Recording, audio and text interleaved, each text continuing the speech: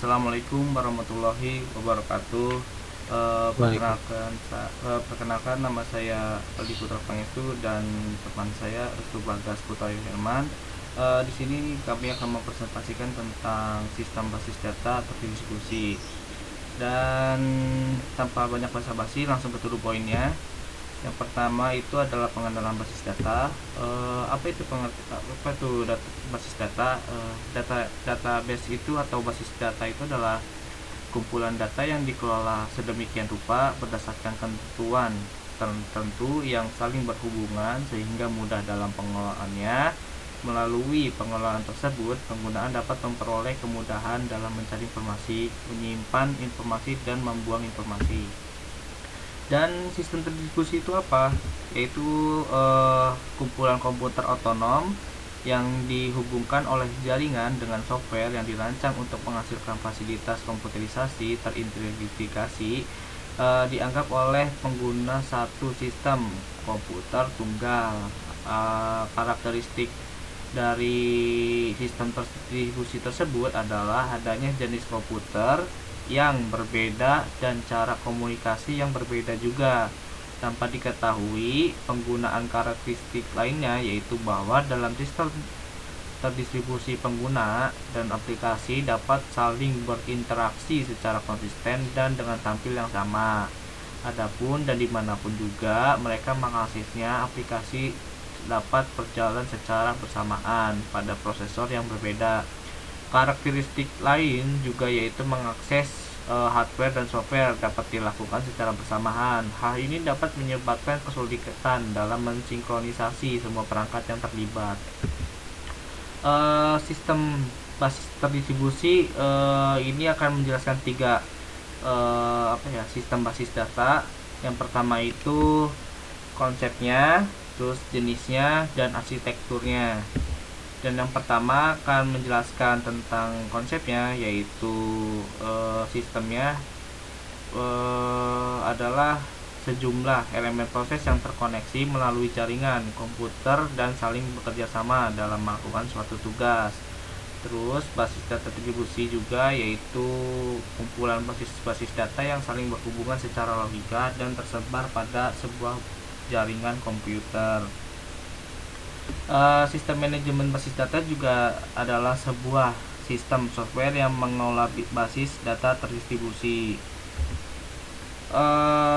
Kemudian pada sistem basis data terdistribusi tersebut, data disimpan tersebar di beberapa tempat, dan setiap tempat penyimpanan dikelola oleh suatu DBMS yang mandiri.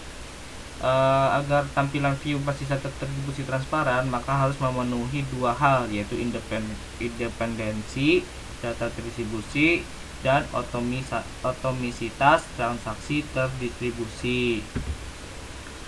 Yang pertama itu independensi adalah dengan independensi data terdistribusi, pengguna dapat melakukan query secara sederhana tanpa menyebutkan tempat data atau replika data atau fragmen data itu disimpan.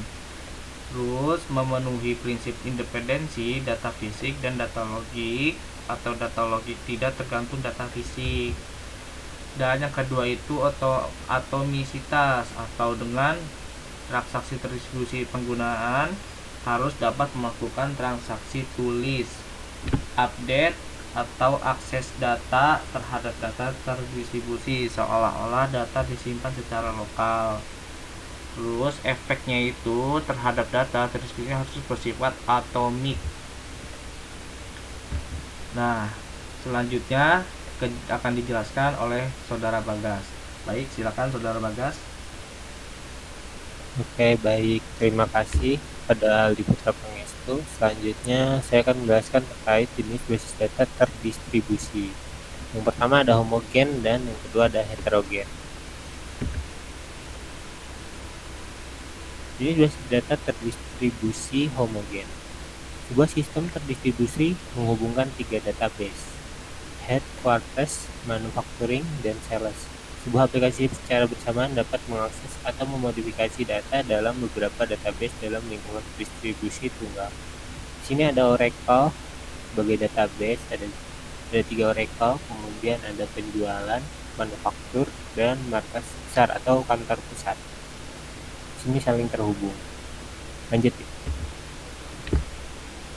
Jenis basis data heterogen. Dalam sistem database terdistribusi heterogen, setidaknya salah satu database menggunakan skema dan perangkat lunak yang berbeda.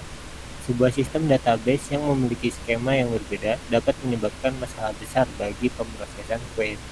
Sebuah sistem database yang memiliki perangkat lunak yang berbeda dapat menyebabkan masalah besar bagi proses transaksi.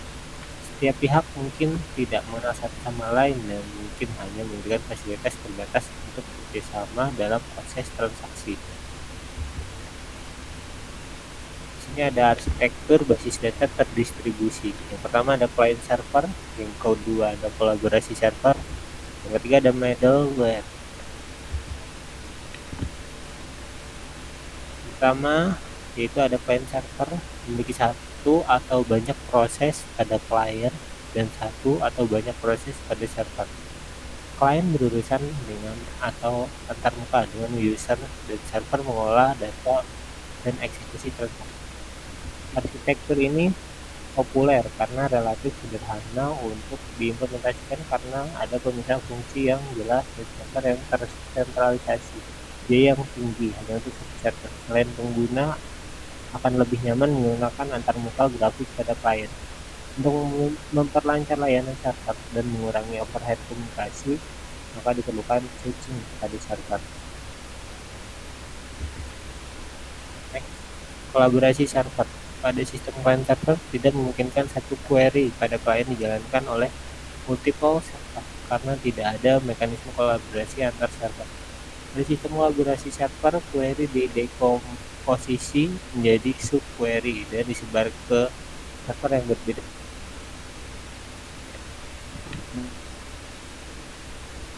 Memperhatikan biaya komunikasi jaringan dan biaya pengolahan lokal.